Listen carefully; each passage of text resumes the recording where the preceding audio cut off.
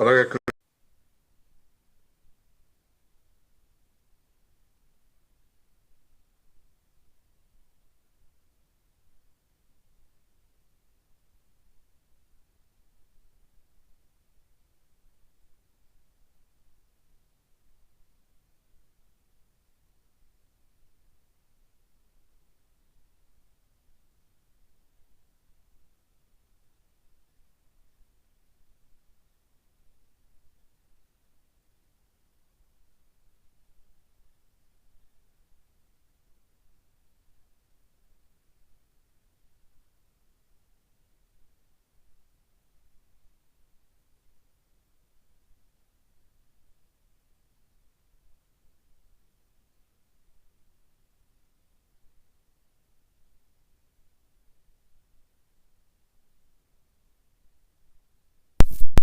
నాలుగు నుంచి 9వ వచనం వరకు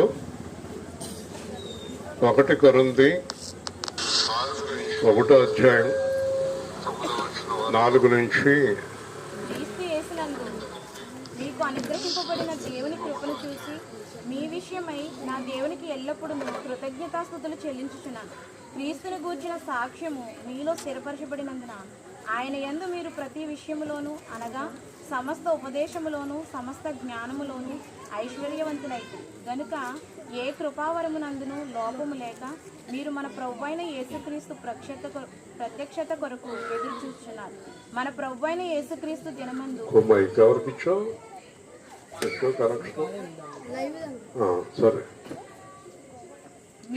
మీరు నిరపరాధులై ఉండినట్లు అంతము వరకు ఆయన మిమ్మల్ని స్థిరపరచు. మన ప్రభువైన యేసుక్రీస్తు అను తన కుమారుని సహవాసమునకు మిమ్మల్ని పిలిచిన దేవుడు నమ్మదగినవాడు. దేవుని యొక్క పిలుపు, దేవుని యొక్క సహవాసం. మనిషి దేవుడితో సహవాసం చేయటానికి దేవుడు మనకు అనుగ్రహించిన గొప్ప ప్రేమ.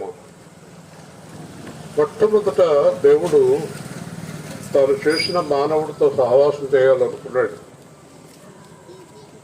ఆదామును దేవుడు సృష్టించింది సహవాసం చేయటానికి. సహవాసము అంటే అర్థం స్నేహం. దేవుడు మనతోటే స్నేహం చేయాలని కోరుతున్నాడు. ఇది ఆది కాండం నుంచి ప్రారంభమైంది. ప్రకటన గ్రంథం దాకా అదే మాట కనిపిస్తుంది. దేవుడితో సహవాసం, దేవుడితో సహవాసం. కానీ మానవుడు లోకంతో సహవాసం చేయాలనుకుంటున్నాడు. దేవుడేమో మానవుడితో సహవాసం చేయాలంటే, మానవుడేమో లోకంతో సహవాసం చేయాలని కోరుతున్నాడు. ఈ రెండు కూడా చాలా భేదంగా ఉన్నాయి, చాలా తేడాగా ఉన్నాయి. ఒకరికొకరికి పొత్తు కుదరటం లేదు. మరి దీని గురించి ఏం చేయాలా? సువార్త ప్రకటించాలి, సంఘాల్లో వాక్యాన్ని ప్రకటించాలి. వాక్యం కానీ సువార్త కానీ ప్రతి దానికి భావం ఏంటంటే దేవుడితో సహవాసం చేయటం. దేవుడితో సహవాసం చేయటం వల్ల కలిగే లాభాలు అన్ని లాభాలే, ఒక్క నష్టము లేదు. అంత జయమే.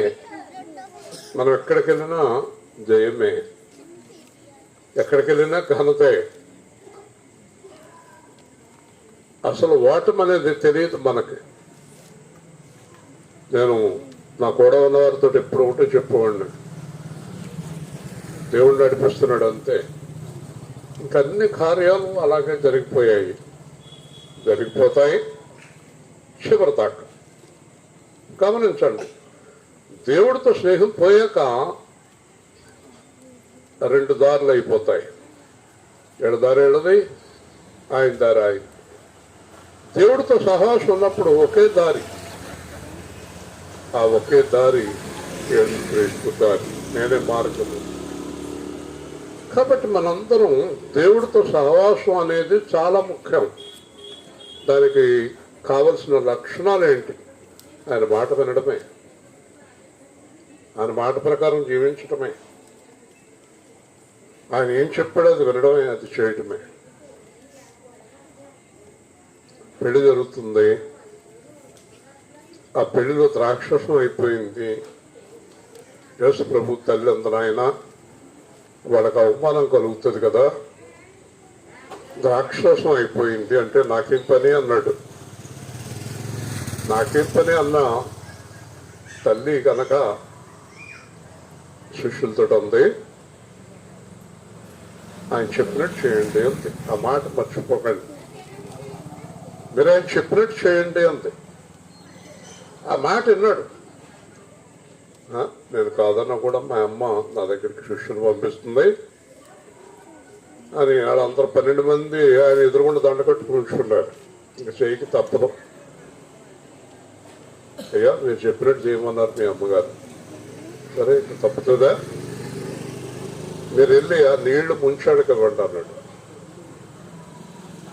సరే నీళ్లు ముంచి వాళ్ళకి ఇస్తుంటే వాళ్ళు అన్నారు, ఎంత మధురమైన ద్రాక్ష రసం.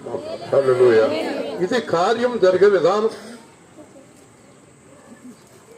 నేను అదే మా రాజేష్ నేను మాట్లాడుకుంటున్నాం.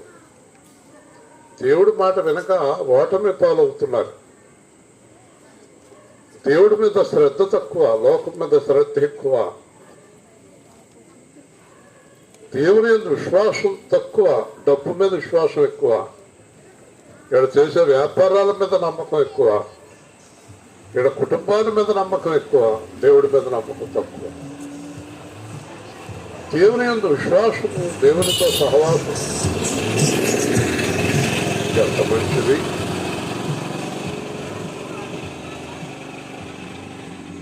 ఐదు 5,000 మంది కూర్చుని ఉన్నారు. శిష్యులు భోజనం అంటున్నారు. పెట్టండి అన్నాడు. ఎక్కడి నుంచి తెచ్చిపెట్టం? 5,000 మందికి భోజనం మాట్లాడా. 5 రొట్లు 2 చేపలు ప్రార్థన చేసి ఇచ్చాడు. 5,000 మంది భోజనం అయిపోయింది. హల్లెలూయా. మాట వినుట శ్రేష్టము. ఇక్కడ కూర్చున్న మీరు కానీ నేను కానీ వాట్సాప్లో వింటున్న 570 మంది కానీ దేవుడు మాట వినుటయే శ్రేష్టము. ఏదైనా పని చెప్పినప్పుడు ఆ పని చేయకుండా వచ్చిన వాళ్ళు అంకనే మాట్లాడను, చూస్తాను. ఇలాగ నాకు అర్థమైపోతుంది. నువ్వు ఆ పని చేయకుండా నా ఇంకెంత చూస్తున్నాను. పని చెయ్యి. దేవుడు చెప్పేది నీ దేవుడు పని చెయ్యి, శ్రద్ధగా చెయ్యి, యథార్థంగా చెయ్యి. మీకందరికీ ఒక శుభవార్త ఏంటంటే, దేవుడు మాట వినేవారు బ్రతికి ఉన్నంత కాలము సిగ్గుపడరు. హల్లెలూయా. అసలు సిగ్గుపడే అవకాశం వాళ్ళ జీవితంలో రాదు. చక్కని ప్రయాణం, చక్కని సువార్తలు, అక్కడ సేవకులు ఘనత. వచ్చేదారిలో ఇంకా ఫోన్లు చేస్తూనే ఉన్నారు, మళ్ళీ ఇప్పుడు వస్తారంటారు. గొప్ప వెళ్ళినా ఎక్కడికి వెళ్ళినా ఆ ఘనత దేవుడు మనకు అనుగ్రహిస్తున్నాడు. కారణం ఏంటంటే, మీ సేవకుడు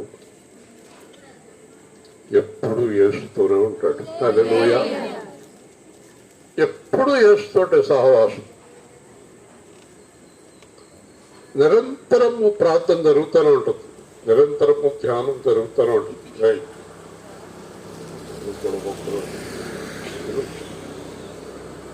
నిరంతరము దేవుని యందు విశ్వాసముతోటే సాగిపోతూ ఉంటాం. సముద్రాలు అడ్డమొచ్చిన, నదులు పొంగి పొర్లిన, అగ్ని జ్వాలలు అడ్డమొచ్చిన సేవా కేంద్ర ప్రయాణం ఆగదు. హల్లెలూయా. కాబట్టి ఈరోజు మనం చూసినప్పుడు మొదటి మాట మనం చూస్తే, క్రీస్తు యేసునందు మీకు అనుగ్రహింపబడిన దేవుని కృప. మర్చిపోకండి, క్రీస్తు యేసునందు అనుగ్రహింపబడిన దేవుని కృప. ఇప్పుడు మనందరికీ యేసుక్రీస్తు ద్వారా దేవుడు కృపను అనుగ్రహించాడు. మోషే ద్వారా ధర్మశాస్త్రం వస్తే యేసుక్రీస్తు ద్వారా కృప వచ్చింది. హల్లెలూయా. కృపలో ఏముందో తెలుసా? కృపలో ఏముందో తెలుసా? క్షమ ఉంది. క్షమ అంటే క్షమాపణ. ఎవరి మీద అయితే యేసుక్రీస్తుకి కృప ఉందో వారిని క్షమిస్తూ ఉంటాడు. లోతు మీద దేవుని కృప వచ్చింది. లోతు ఏదో సోది చెప్తున్నాడు. ఏమయ్యా కాలిపోతుంది ఎలవయ్యా అంటే అలా కాదండి ఇలా కాదండి అంటే ఆ కృప కొంత ఆలస్యం చేశాడు దేవుడు. దేవుని స్తోత్రం. వచ్చింది వెళ్ళేదాకా మేమేం చేయలేమయ్యా బాబు, నీ మీద దేవుని కృప ఉంది.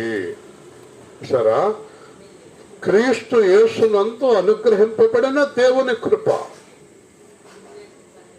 మీ విషయమై నా దేవునికి ఎల్లప్పుడూ కృతజ్ఞతాస్తుతులు చెల్లిస్తున్నాను. ఎప్పుడైతే ఎవరి మీదకైతే దేవుని కృప వచ్చిందో వారి గురించి పౌలు రోజు ప్రార్థిస్తున్నాడు. ఎంత గొప్ప కృప వారి మీదకి వచ్చింది నాయన.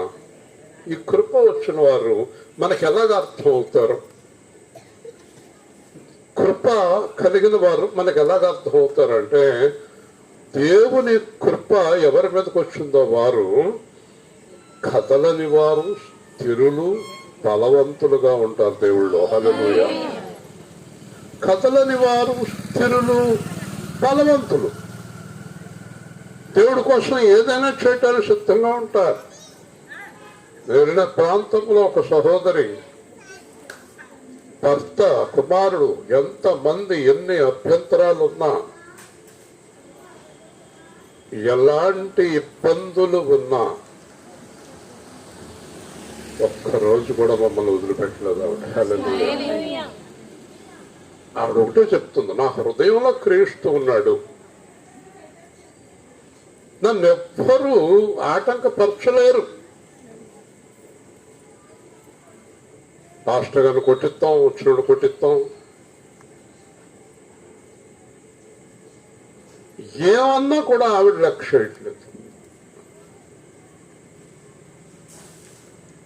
రాబోయే రోజుల్లో ఆవిడ రక్షణ కూడా పొందేయడానికి సిద్ధంగా ఉంది. హల్లెలూయా. దీనికి కారణం ఏంటంటే ఇప్పుడు నేను చెప్పేది కృప,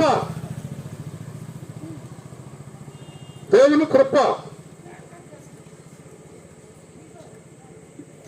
పౌలు అన్నాడు, నాకు నడువు నొప్పి బాధ ఎక్కువగా ఉంది అని 3 సార్లు దేవుణ్ణి అడిగాడు. నా కృప నీకు చాలు అన్నాడు. హల్లెలూయా.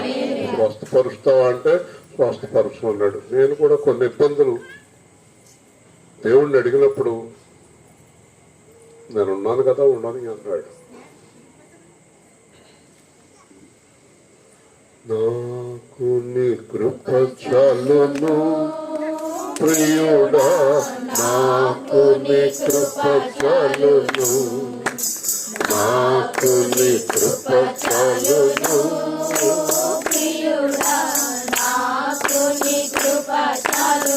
శ్రమలతో నిండిన నా జీవితమును,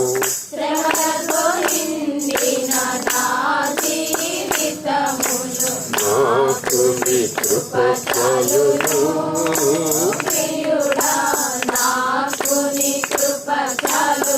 సింహపు తోలులో పడవేసినను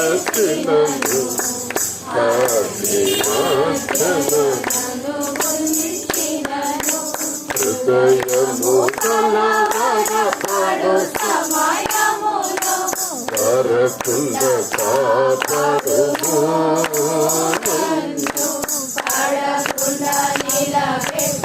నాకు నీ కృప చాలును,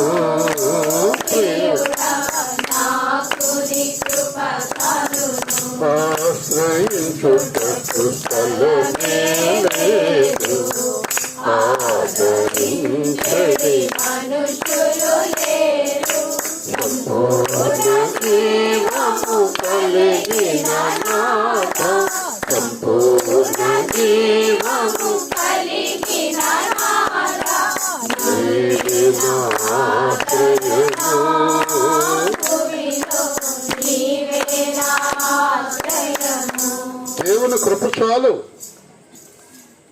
ఇంకేం అవసరం లేదు మనకి. కాబట్టి క్రీస్తును కూర్చిన సాక్ష్యము మీలో స్థిరపరచబడినందున గుర్తుపెట్టుకోండి, దేవుని కృపను బట్టి మన సాక్ష్యం స్థిరపడతాం. బలంగా ఉంటుంది మన సాక్ష్యం. దేశ క్యాంపులో పాస్టర్ గారు అన్నారు, ఇంత గొప్ప సాక్ష్యం వాక్యం బడి నన్ను చెప్పమంటారేంటి అంటే, సాక్ష్యం స్థిరపడుతుంది, అనేక ప్రాంతాలకు పరిగెత్తిస్తాడు దేవుడు. సాక్ష్యము స్థిరపడుట అంటే అర్థం ఏంటి తెలుసా? జాగ్రత్తగా వినండి. ఇంకా మీ జీవితంలో యేసే ఘనపరచబడుతూ ఉంటాడు. హల్లెలూయా. అంటే సాక్ష్యము స్థిరపరిచిన వారు యేసుక్రీస్తుకు వ్యతిరేకమైన కార్యం చేయరు. ఇంక వాళ్ళు అసలు యేసు చెప్పిందే చేస్తారు అంతే, ప్రాణాలు పోయినా కూడా. దాన్ని సాక్ష్యంలో స్థిరత్వం అంటారు. కూతురు లేదు, కొడుకు లేదు, మొగుడు లేదు, పెళ్ళం లేదు, చుట్టాలు లేరు, దారి తప్పరు, పడిపోరు, డబ్బుకు లొంగిపోరు, శరీరాలకు లొంగిపోరు, మనుషులకు లొంగిపోరు, లోకానికి లొంగిపోరు. సాక్ష్యము స్థిరపరచబడినందున ఆయన యందు, పౌలు ఎప్పుడు మాట్లాడేది యేసును విడిచి ఆయన ఎక్కడ ఏ ప్రసంగం చేయలేదు. నన్ను కొంతమంది కంగారు పడుతుంటే బస్సు కోసం అలా అంటున్నారు. ఆయన వైపు చూడండి, ఆయన ఏం చేస్తున్నాడు, ప్రార్థన చేస్తున్నాడు. ఆయన ఉండగా బస్సు రాకుండా ఉంటుందా? హల్లెలూయా. గంట ముందు వచ్చు.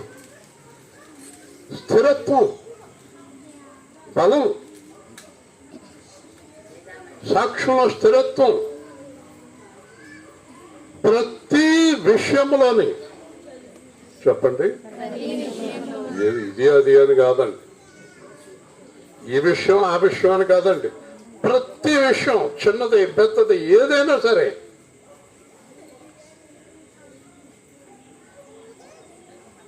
నేను చాలా చిన్న విషయాలు కూడా దేవుణ్ణి అడుగుతుంటాను. చాలా చిన్న విషయాలు అంటే, ప్రభు ఇక్కడెక్కడ పెరుగు కనబడతలేదు, మజ్జిగ తాగాలని ఉంది, పెరుగు దొరుకుతుంది. నేను చాలాసార్లు చెప్పాను మీకు. ఒకరోజు గుమ్మంపాడులో సభలో వాక్యం చెప్పడానికి వెళ్ళాను. కంగారుకి వెళ్ళిపోయాను. చాలా దాహంగా ఉంది. సభలో అంతా రెడీ చేసేస్తున్నారు, నేను వాక్యం చెప్పాలి. ఇంకా ప్రభువా నాకు దాహం అయిపోతుంది అంటున్నాను. నా ఎదురు ఎలాంటి కుర్రాడు ఒకడు కూర్చున్నాడు. ఆడు ఎందుకు వేసాడు తెలుదా, రయ్యమని వెళ్ళాడు. ఎదురుకుండా కిళ్ళి కొట్లో కూల్ డ్రింక్ పట్టుకొచ్చి తాగండి అంకులు అంటున్నాడు. ఇదేంట్రా, వాళ్ళెవరికి ఇవ్వట్లేదాడు. 6 కూర్చున్నారు స్టేజ్ మీద, నాకు పట్టుకొచ్చి ఇచ్చాడు కూల్ డ్రింక్. ఏంట్రబ్బాయి నాకు ఇస్తున్నావు అంటే, అడిగారు కదండి తాగండి. నేను ఎప్పుడు అడిగాను? అక్కడ అడిగితే ఇక్కడ వచ్చింది. అదే నువ్వు చెప్పండి. కూల్ డ్రింక్ కూడా. మన సంఘంలో ఉండేవారి గురించి నేను చెప్పే మాట ఒకటి, ప్రతి చిన్న విషయాన్ని కూడా ఆయన మీద ఆధారపడండి మీరు. ప్రతి చిన్న విషయానికి కడు తిరిగిపోతాయి బాబోయ్ అంట. చెప్పు, ఆయన కడు తిరుగుతున్నాయి. వింటున్నారా? అదే చిన్న విషయం దేవుడితో చెప్పదు. అందుకే ప్రతి విషయములోనూ ప్రతి విషయములోనూ అనగా సమస్త ఉపదేశములోను, సమస్త జ్ఞానములోను ఐశ్వర్యవంతులైతిరి. హల్లెలూయా. ఒకసారి ఒక ఆయన వాగ్దానం పట్టుకొచ్చాడు నా దగ్గరికి. యెహోవా ఆశీర్వాదము ఐశ్వర్యమిచ్చును, నరుల కష్టము చేత అది అధికము కాదు. ఈ వాగ్దానం అర్థం ఏంటంటే అన్నాడు, నువ్వేమనుకుంటున్నావు అన్నాను. ఇక ఆడించి నాకు ఎక్కడెక్కడి నుంచో డబ్బు వచ్చేద్దాం. నేను అన్నాను, ఒకవేళ అంత డబ్బు వచ్చేస్తే నీ దగ్గరికి కాదు, ముందు నా దగ్గరికి రావాలి. నేను దేవుడిని ఎంతో నమ్ముకున్నాను, మీ దగ్గర లేదా అన్నాడు. నా దగ్గర లేదా అన్నాను. నా దగ్గరికి ఎలా వస్తున్నాడు? అసలు దానికి అర్థం ఏంటన్నాను. ఏమోనండి, తెలియక కదా మిమ్మల్ని అడిగాను. ఐశ్వర్యము అంటే బైబిల్లో చాలా పాస్టర్లు చాలా విశ్వాసులు సాక్ష్యాలు చెప్పేశారు. చూడండి, ఇదిగో ఐశ్వర్యం అని ఉంది, నాకు వచ్చేసింది. వచ్చేసిందిరా బాబు, నీకు కారు వచ్చిందంట, లారీ వచ్చిందంట, బస్సు వచ్చిందంట. అది ఐశ్వర్యమా? అది ఐశ్వర్యం కాదు. ఇక్కడ చూడండి, ఐశ్వర్యము అంటే అర్థం చెప్తున్నాడు. చెప్పండి. 1 ఉపదేశము, 2 జ్ఞానము. హల్లెలూయా. బుద్ధి లేని డబ్బులుంటే ఏం చేస్తాడు? పోగొట్టుకుంటాడు కదా.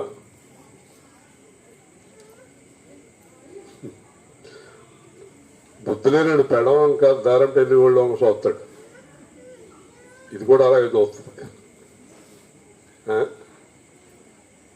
అంతేనా మన యేసు?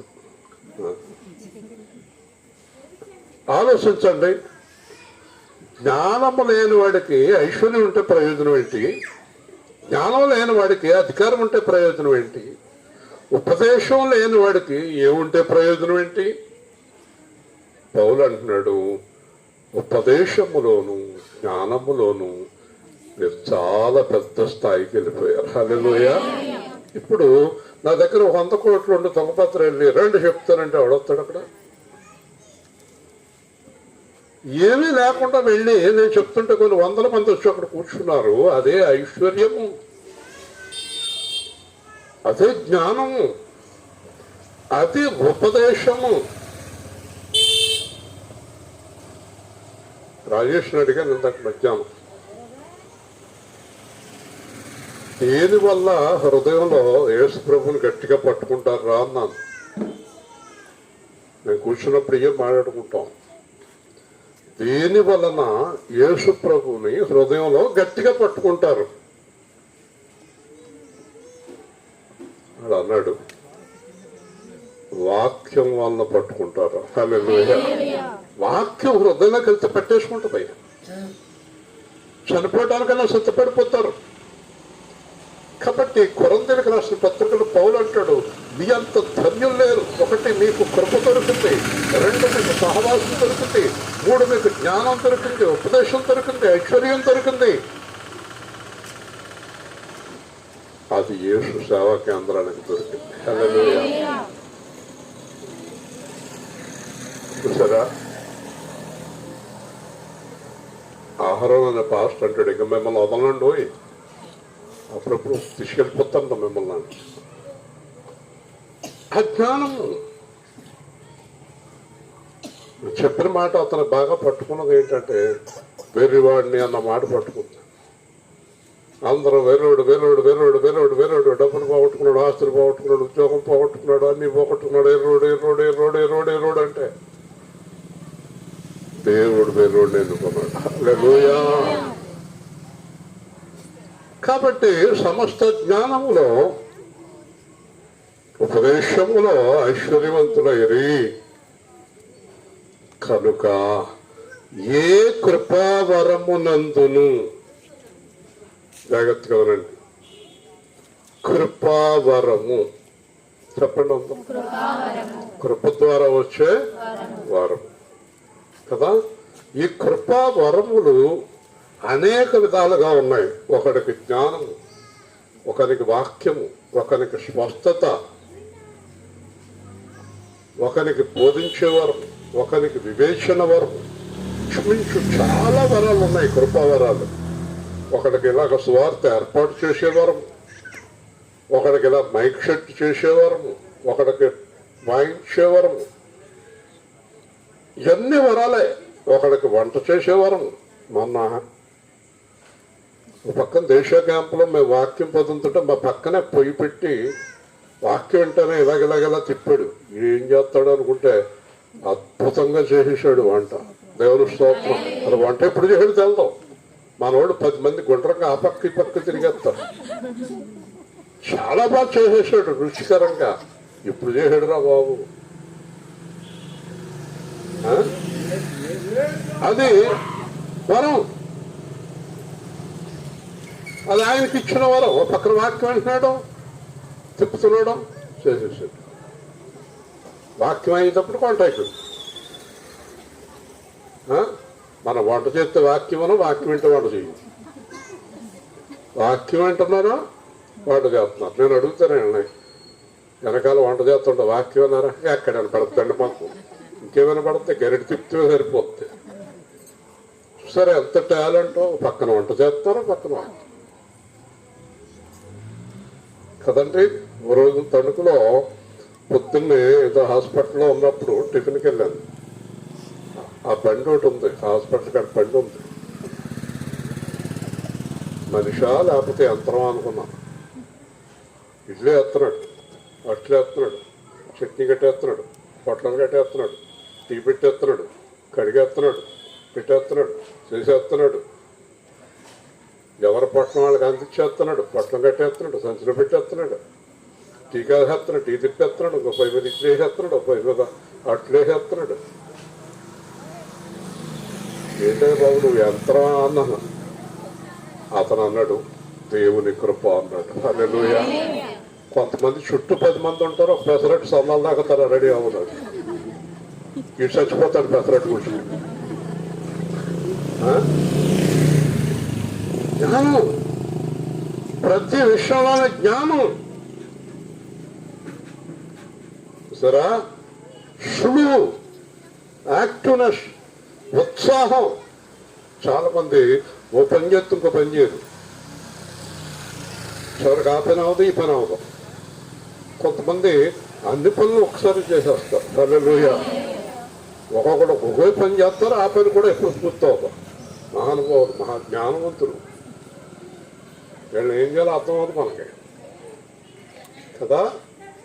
కానీ కొంతమంది అన్ని చక్కగా అమర్చి చేస్తారు, చక్కగా చేసేస్తారు, చురుకుగా చేసేస్తారు. బైబిల్లో ఉంది, ఉత్సాహంగా ఉండుట దేవుని వరం.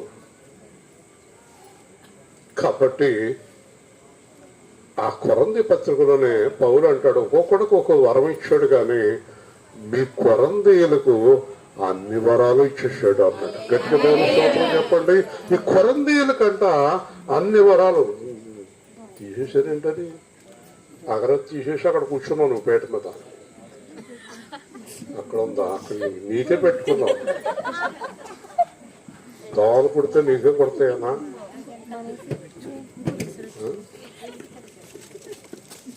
పెట్టున్నారా? జాగ్రత్తగా ఉనండి. అన్ని వరాలు ఇచ్చేసాడు. ఎవరికి? కొరందీయులకి. ఈ వరాలన్నీ ఎందుకు వచ్చినాయట చెప్పాలి అందరూ. కృపను బట్టి. దేవుని స్తోత్రం. దేవుని కృపను బట్టి అన్ని వరాలు వచ్చాయండి.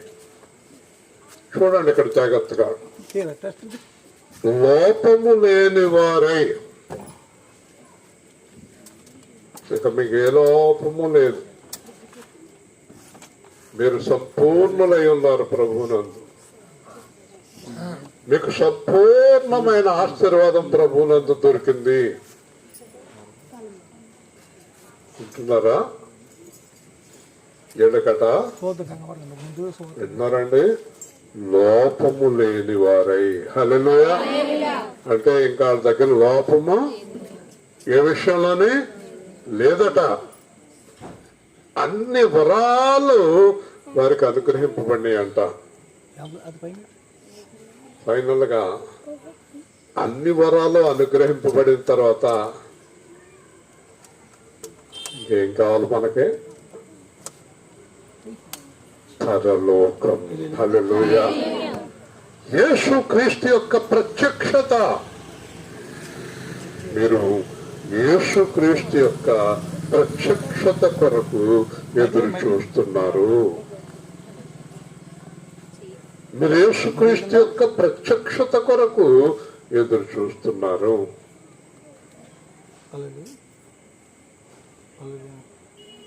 అంటే ఇంకా మనం దేనికోసం ఎదురు చూడాలి? వరాలన్నీ పూర్తి అయిన తర్వాత చెప్పాలి. దేనికోసం? ఆయన రాకడ కోసం. ఇప్పుడు జాగ్రత్తగా వినండి. యేసుక్రీస్తుల పరిపూర్ణుడైన వారితో ఎవరితోటైనా మీరు మాట్లాడినప్పుడు, అమ్మ మీకేం కావాలి? నేను చాలా మంది దగ్గర విన్నాను, అమ్మ దేవుడి దగ్గర మీకేం కావాలి? నాకేం అవసరం లేదండి, ఆయన వస్తే అక్కడికి వెళ్ళాలి, నేను వెళ్ళినా అక్కడికి వెళ్ళాలి. ఎవరు స్తోత్రం చెల్లిద్దాం? హల్లెలూయా, హల్లెలూయా. విక్షిపోయిందేమో. విక్షిపోయిందా? బాక్స్ అనే కంప్లైంట్. ఓకే, ఆయన కృపావరములు పూర్తయిన వారు ఇంకా ఆయన రాకడ కొరకు ఎదురు చూడటమే. పూర్వం ముసలాడి దగ్గరికి వెళ్తే ఏముంది బాబాయ్, ఇంకా ఊరు పొమ్మంటుంది, కాట రమ్మంటుంది అనేవారు. యేసుప్రభు పిల్లలు ఏం చెప్పాలి తెలుసా? బ్రతుకుట చావైతే. ఇంకే తాపత్రయాలు, ఇంకే గొడవలు, ఏ దురాశలు, ఏ లోకాశలు, లోకాశలు నీకేలనమ్మా, సిద్ధ వెలిగించుమా, సిద్ధముగనుండుమా, సిద్ధపడుమా ఓ సంఘమా, సిద్ధపడుమా క్రీస్తు వేళ వేచి ఉండుమా, యేసు వేళాయే సంత సంతుమా, వరుడు నిన్ను కోరెను, నీ ప్రియుడు నిన్ను కోరెను, నీ స్వరము వినిపించునా, నీ ముఖము చూపించునా. యేసురాజు దిగివచ్చు వేళ, యేసురాజు నీవు సంసిద్ధమా, నీవు పరిశుద్ధమా,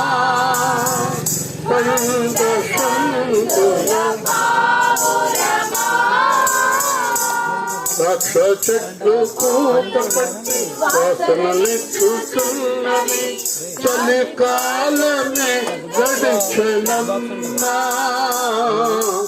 నిదురేలో నీకింకలెన్నా, వరుడు యేసు దిగివచ్చు వేళ, తరుణమే తెంచెనమ్మా, ప్రియుని సంధించుగా, బండ సంతుల పావురమా.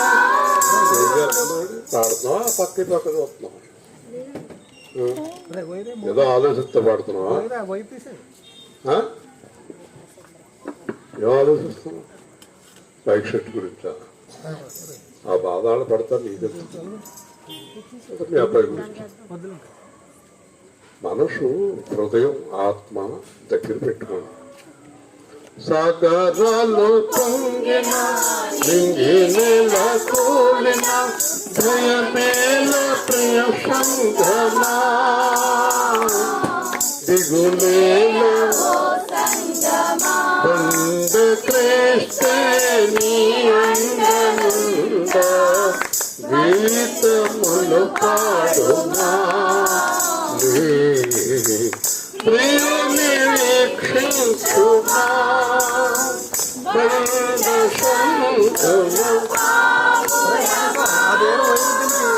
మన హృదయం ఎప్పుడు దేవుడి మీద ఉండాలి. ఎలాంటి పరిస్థితుల్లో అయినప్పటికీ కూడా ఆయన రాకడ కోసం. ఇప్పుడు మనలో ఎవరిని కదిపినా జాగ్రత్తగా వినండి, మనలో ఎవరిని కదిపినా పనికి మాలిన మాటలు మాట్లాడుకోండి. ఏ మాటలు? ఏదో అమ్మాయి ఇంకా అమ్మాయి పెళ్ళి అయితే చాలని చూస్తున్నాను, ఏదో ఒక మేడ కట్టుకుంటే సరిపోతుందని చూస్తున్నాను, ఏదో ఇంకా మా మనవడికి ఉద్యోగం వస్తే చాలని చూస్తున్నాను, మా మనవరాలకి పెళ్ళి అయితే చాలని చూస్తున్నాను. మనవరాలకి ఎంత వయసు? 8 ఏళ్ళు. అంటే ఎక్కడ పెట్టింది ఫిట్టింగు? 24 ఏళ్ళకి పెళ్ళి అనుకో, ఈవిడి 18 సంవత్సరాల కోసం ఎదురు చూస్తుంది. ఈవిడి ఎలాంటి మనుషులు చూడండి. ఈవిడి మనవరాలు పెళ్ళి అయితే చాలా. ఇలాంటి పనికిమాలిన మాటలు కాదు. బైబిల్ ప్రకారం చూస్తే మనం ఎవరైనా అడిగితే మాట్లాడవలసింది ఏంటంటే, నేను ప్రభువు రాకడ కొరకు ఎదురు చూస్తున్నాను. హల్లెలూయా. లోక సంబంధమైన విషయాలు మనకు వద్దు. కూతురు పెళ్లి, కొడుకు పెళ్లి, ఉద్యోగాలు, మేడలు, మిద్దెలు. యేసు ప్రభు స్పష్టంగా చెప్పాడు కదా, ఆయన నీతి మిగతా అన్ని మీకు దొరుకుతాయి. వింటున్నారా? మీరు దేని గురించి ఆలోచించవద్దు. ఆయన నేను చూసుకుంటాను. పెళ్ళి అయ్యే టైంకి పెళ్ళి అవుతుంది కదా, పిల్లలు పుట్టే టైంకి పిల్లలు పుడతారు, ఇల్లు కట్టుకునే టైంకి ఇల్లు కట్టుకుంటాం. దానికోసం మైండ్ పోగొట్టుకోవద్దు. ఈరోజు చెప్తున్నాను, క్రైస్తవులు ఎదురు చూడవలసింది యేసుక్రీస్తు ప్రత్యక్షత కొరకు. దేవుని స్తోత్రం. వేరే దేనికోసం ఎదురు చూడకూడదు. వింటున్నారా? జాగ్రత్తగా ఉండండి, వాక్యం జాగ్రత్తగా వినండి. ఇంకా దేనికోసం ఎదురు చూడకండి. వాటంతట అవే దొరుకుతాయి, వాటంతట అవే దొరుకుతాయి కదా. చాలా ప్రయత్నం చేశారు వాళ్ళు, మైక్ సెట్లు పని చేయలేదు, పని చేయవు. ఆయన అనుకుంటే పని చేస్తారు. దేవుని స్తోత్రం. జాగ్రత్తగా ఉండండి అబ్బాయి అని అదొక హెచ్చరిక. స్వార్థకు వచ్చే ముందు అన్ని ఒకసారి పెట్టి చెక్ చేసుకోండి, చూసుకోండి, అలర్ట్గా ఉండండి, కరెక్ట్గా ఉండండి కదండి. చేత మనం అన్ని జాగ్రత్తగా చూసుకుని సిద్ధపడమని ఒక హెచ్చరిక. ఎవరి పనిలో వాళ్ళు కదండి. ఆ మధ్యలో పెళ్లి జరుగుతుంది, చాలా కాలం అయింది రండి, పెళ్ళి ఆగిపోయింది. ఏంటండి? మంగళసూత్రాలు కంసారాయన దగ్గర ఉన్నాయి. మంగళసూత్రాలు కంసారాయన దగ్గర ఉంటే ఇంకా పెళ్ళి ఏమవుతుంది కదా. ఒక ఆవిడ సలహా ఇచ్చింది, పసుపు తాడు పసుపు కొమ్ము కట్టేయండి. ఒక ఆవిడ పసుపు తాడు పసుపు కొమ్ము అయినా లేట్ అవుతుంది, లోపల కంసారాయన దగ్గరికి వెళ్తాం మంచిది అంటున్నారు వాళ్ళు. అంచేత పాస్టర్ గారు ఏం చెప్తాడంటే, పెళ్లి జరిగేటప్పుడు అన్ని రెడీగా పెట్టుకోండి అని ముందు చెప్తాడు కదండి. కాబట్టి మనకు ఒక్కసారి కొన్ని అనుభవాలు వస్తూ ఉంటాయి. ఈ అనుభవాల ద్వారా మనం నేర్చుకోవాలి పాఠాలు. కాబట్టి చాలా ముఖ్యమైన పాయింట్ చెప్పి ముగిస్తున్నాను మీకు. మన ప్రభు అయిన యేసుక్రీస్తు దినమందు చెప్పండి, అందరూ చెప్పాలి. అంటే ఏ దినమని చెప్పాలి? రాకడ దినము. హల్లెలూయా. ఈ మాట పట్టుకుని వెళ్ళండి ఇంటికి. ఈరోజు యేసుక్రీస్తు దినమందు మీరు నిరపరాధులై, చెప్పండి ఏంటి? అందరూ చెప్పండి. అంటే అపరాధం ఉన్న వారిని పైకి తీసుకెళ్తాడా? చూసారా? సరే, ఇది బాగానే ఉంది. యేసుక్రీస్తు దినమందు నిరపరాధుడై ఆయన ఏ రోజు వస్తాడు చెప్పాలి. తెలుసా? తెలీదా? తెలుసా? ఈ రోజు రాడా? కాబట్టి ఇక్కడ జ్ఞానమైన విషయం ఏంటంటే, మీరు ఎప్పుడూ నిరపరాధులుగానే ఉండాలి. హల్లెలూయా. ఎప్పుడూ పరిశుద్ధులుగానే ఉండాలి. ఆదివారం కాదు, శనివారం కాదు, ఆ పాస్టర్ గారు చెప్పారు నాకు, మా సంఘాన్ని బాగా గద్దించండి, ఆదివారం నాడు వస్తారు పోతారు, మళ్ళీ అడ్రస్ ఉంటారు, సరిగ్గా ఉండరు అన్నాడు ఆయన. నేను గద్దెంతన్నా కూడా ఒక నలుగురు కుర్రాళ్ళు వెనకాల సెల్ ఫోన్ చూసుకుంటున్నారు అక్కడ. అంత భయంకరంగా ఉంది సంఘం. కాబట్టి జగత్ మీద రేపటి నుంచి అనేవాళ్ళు ఉంటారు. రేపటి నుంచి కాదు, ఈరోజు ఇప్పుడే నిరపరాధులై ఉండునట్లు అంతము వరకు మిమ్మును స్థిరపరచును. హల్లెలూయా. ఆయన మిమ్మును స్థిరపరచును. ఏ విధంగా? ముగించేస్తున్నాను. ఏ విధంగా? కృప, జ్ఞానము, వాక్యము, ఉపదేశము. రోజు దేవుడు మనలను హెచ్చరిస్తూ, గద్దిస్తూ, మాట్లాడుతూ, ప్రతిరోజు మనలను కాపాడుతూ, కాపలా కాస్తూ, ఆయన వచ్చే వరకు మనలను పరిశుద్ధులుగా ఆయనే కాపాడుతాడు. హల్లెలూయా. ప్రతిరోజు హెచ్చరిస్తాడు, ప్రతి సమయం హెచ్చరిస్తాడు, ప్రతి క్షణం హెచ్చరిస్తాడు. ఈ మధ్యలో ఒకళ్ళు అన్నారు నాతోటి, మరి ఏ సేవా కేంద్రంలో ఇలా గద్దిస్తారు, ఇలా హెచ్చరిస్తారు, చాలా సంఘాలు అలా లేవండి. ఎలాగండి? దానికి ఒకటే జవాబు, సంఘము యేసు సేవా కేంద్రం లాగా ఉండాలని కాదు, యేసు క్రీస్తులాగా ఉండాలి సంఘం. ఒకవేళ వేల్పూర్ అవన, ఇంకోటి అవన, ఎక్కడైనా అవనై, యేసు క్రీస్తు శరీరము వలె సంఘము లేనప్పుడు ఆ సంఘము ఎత్తబడదు. హల్లెలూయా. అక్కడ పోతూ ఉంటారు కొంతమంది, ఎక్కడ పోతుంటే అక్కడ పోతారు. ఇక్కడ ఏం గొడవ లేదండి బాబు. అక్కడ ఇస్రాయేల్ గారు ఉన్నారే, ఇలా చూస్తాడు, తప్పు చేస్తున్నావా అంటాడు. బాబోయ్, ఇక్కడ పాస్టర్ గారు ఎంత మంచిగానో, ఎవరిని చూడకుండా ఆయనకి ఆయనే పాడుకుంటూ అప్పట్లు కొట్టుకుంటూ వెళ్ళిపోతున్నాడు. అలాంటి సంఘం కావాలి వీళ్ళకి. అలాంటి సంఘం ఎక్కడికి వెళ్తుంది? కిందకి. హల్లెలూయా. మీ పిల్లల్ని ఎలా బతుకుతారని వదిలేండి చూద్దాం. భయంకరమైన రౌడీలు, దొంగలు, వ్యభిచారులు, మొట్టకారులుగా మారిపోతారు. ఆ స్కూల్లో మాస్టర్, రే చదువుకుంటూ అత ఆడుకుంటారా అంటే ఏం చేస్తాడు? పౌరుగడి గుడికి ఎలా అటుకెళ్ళిపోతాడు. ఖచ్చితమైన సంఘం ఇలాగే ఉంటది. హల్లెలూయా.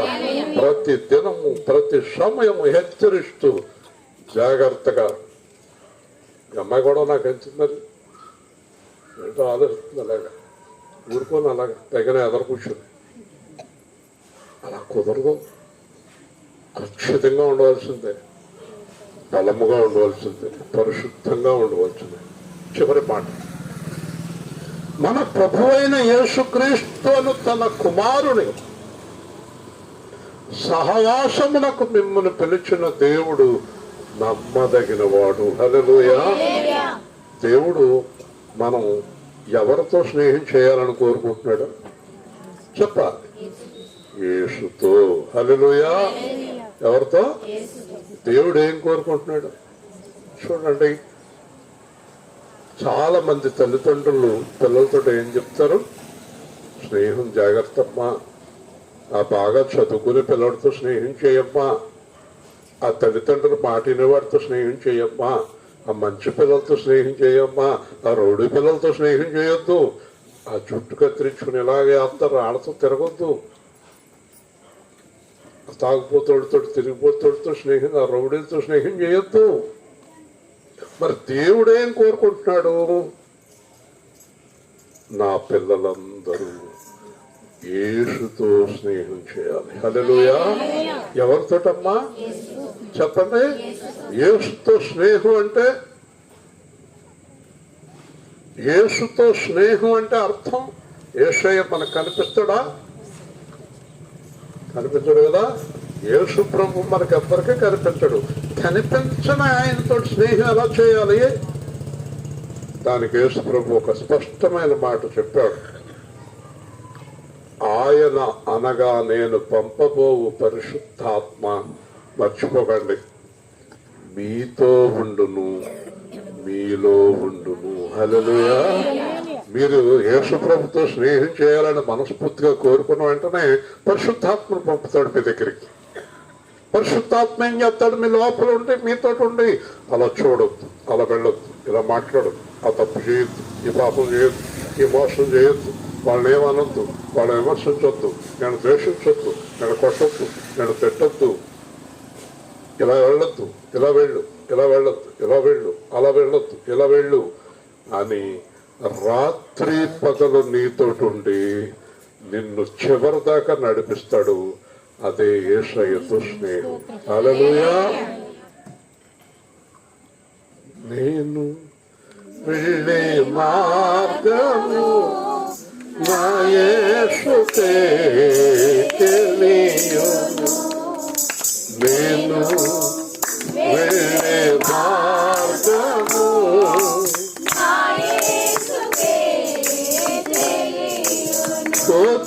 శోధింపబడిన మీదట నేను శోభనమై మారెదను. నేను వెళ్ళే మార్గము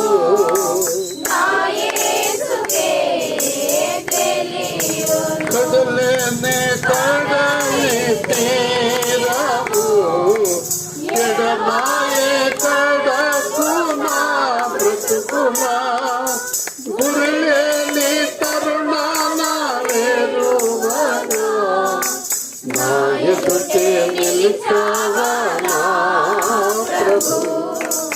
నేను వెళ్ళే మార్గము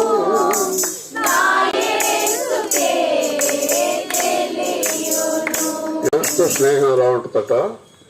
జలమూలలో పడి నే వెళ్ళినా అది నా మీద భారము. అగ్నిలో నేను నడచినా జ్వాలలో నన్ను కాల్చగా నేను వెళ్ళే మార్గము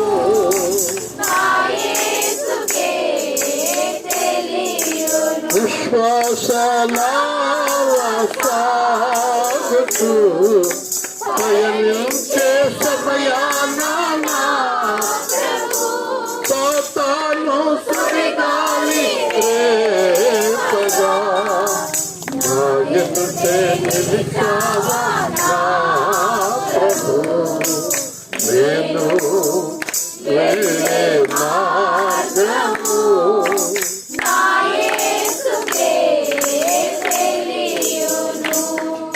మనం ఎవరి స్నేహితులు? అందరూ చెప్పండి. మనం ఎవరి స్నేహితులు కాదు? ఎవరి స్నేహితులు కాదు? తాగుబోతులు, తిరుగుబోతులు, దొంగలు, దోచుకునేవారు, మోసగాళ్ళు, అబద్ధాలు ఆడేవాళ్ళు, దెయ్యాలతో సహవాసం చేసేవాళ్ళు, పాపం చేసేవాళ్ళు మనకు సంబంధం లేదు వాళ్ళతోటి. హల్లెలూయా.